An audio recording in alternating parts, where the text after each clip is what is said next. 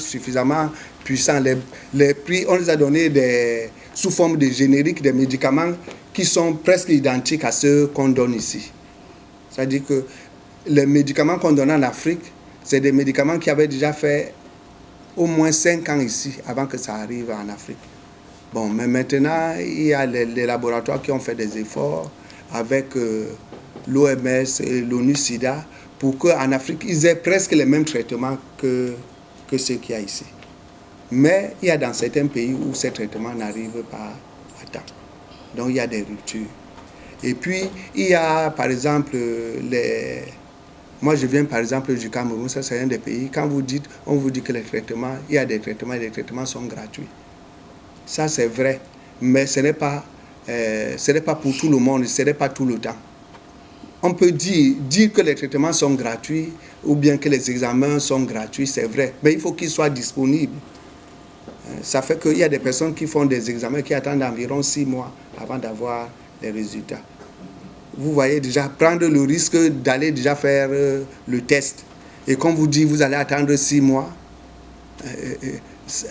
Vous pouvez m'avoir peur de retourner dans 6 mois pour prendre les résultats. Et entre-temps, vous pouvez développer une maladie opportuniste. Et maintenant ici, par exemple en France, quand un État dit, bon, il y a les traitements gratuits, on dit, bon, on ne vous donne plus les papiers, parce que les traitements existent dans votre pays.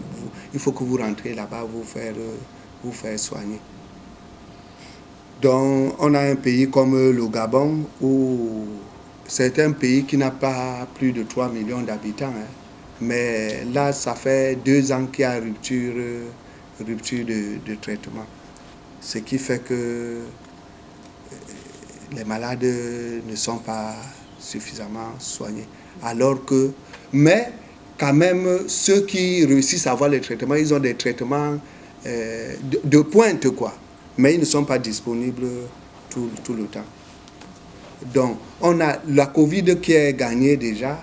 On a l'hépatite C qui est presque terrassée aussi.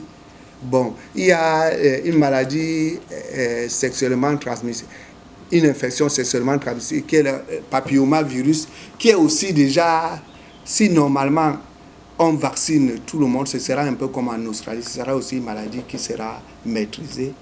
Bon, maintenant, le VIH, il ne faut pas baisser la garde, il faut que les personnes se fassent dépister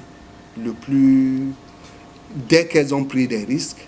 Parce que si c'est moins de 1 an, si une personne contaminée à moins de 1 an est au courant qu'elle est malade, ce sera une maladie qui sera maîtrisée en 2000, dès qu'on aura ces chiffres-là. Qu'en moins d'1 an, les personnes sont au courant qu'elles sont malades, vraiment la transmission sera pas nulle, mais très très faible. Donc, c'est ce que je voulais vous dire pour le VIH. Et je remercie Richard, que j'ai connu par Christine Kimbo. On s'était rencontrés pour la drépanocytose, qui est aussi une maladie qui fait des ravages. C'est comme ça que je l'ai connu. Et il est venu dans mon association dédicacer le livre de Colette. Et c'est comme ça que je l'ai rencontré. Et on a fait des choses ensemble. Et bon, donc je le soutiens, il me soutient aussi dans ce combat. Il y a la vice-présidente de l'association qui est là derrière aussi. Ça me donne